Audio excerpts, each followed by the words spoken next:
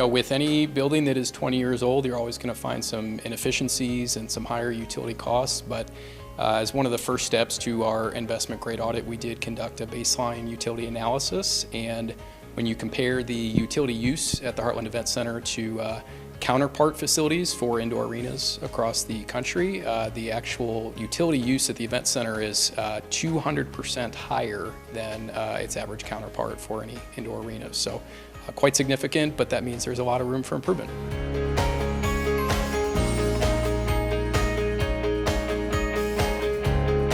If you think about your car, there's a lot of different levers, mechanisms, buttons that you may be pushing in your car to control the actual mechanical components within that car, and that certainly impacts how efficiently that car can run. If you're hammering down your accelerator, you're not going to get great gas efficiency. So sometimes turning on your cruise control can help with the efficiency of your vehicle, and the same thing applies to buildings. You could have brand new mechanical and HVAC equipment in that building, brand new lighting systems, but if your controls are aged and unable to provide the level of flexibility that is required for the complexity of that building, then unfortunately that new great equipment still might not be operating to its full potential. So controls are vitally important to all of the projects that we've been recommending for the Heartland Events Center.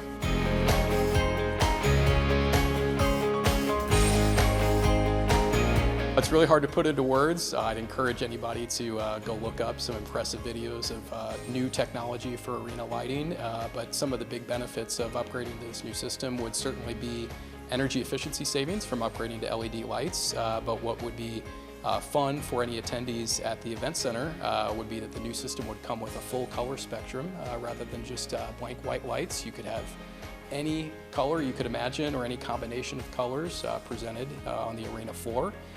You also have some paparazzi mode sequences, so as you have teams entering the arena floor, you could have intros with flashing paparazzi lights and all kinds of pre-programmed sequences that can be aligned up with music as well. So this new system would give you an incredible amount of control and add quite substantially to the fun and the experience at the event center.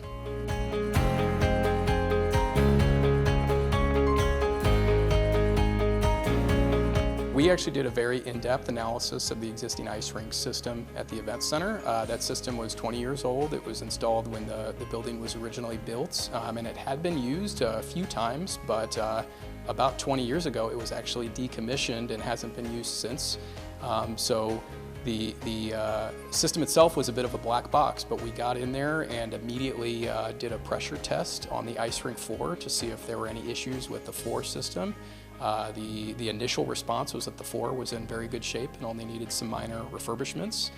So then we turned our attention to the actual ice rink chiller system and all of the ancillary mechanical equipment that would actually go into making the ice for that ice rink floor. And unfortunately, that equipment was decommissioned improperly and was left open to atmosphere, and some of those components had corroded quite substantially. So unfortunately, that equipment from the existing ice chiller is unable to be rehabbed and refurbished, needs to be replaced with a new system that would certainly enable the ice rink to be operated for many years and decades to come.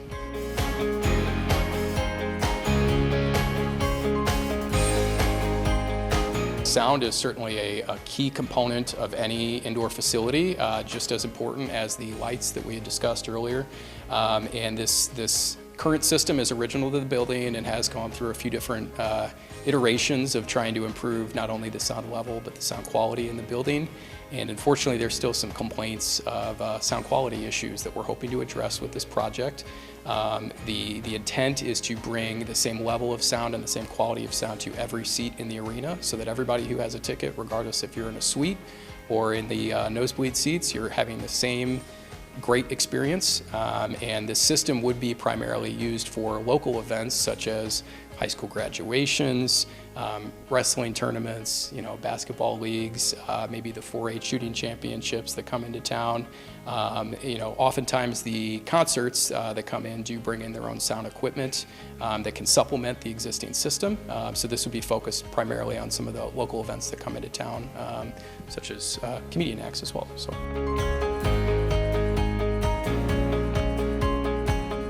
Well, as of today, Honeywell has completed what we call our investment grade audit process. So what that means is we actually have firm quotes and bids in hand from all of our partners, and all of these projects are shovel ready. They are ready to be deployed whenever the city is ready to move forward. But we understand from our decades of working with local and state municipalities that the wheels of government oftentimes do turn slow, and there's a lot of checks and balances that need to be taken into account, and a lot of differing perspectives, especially when it comes to projects of this size and of this complexity.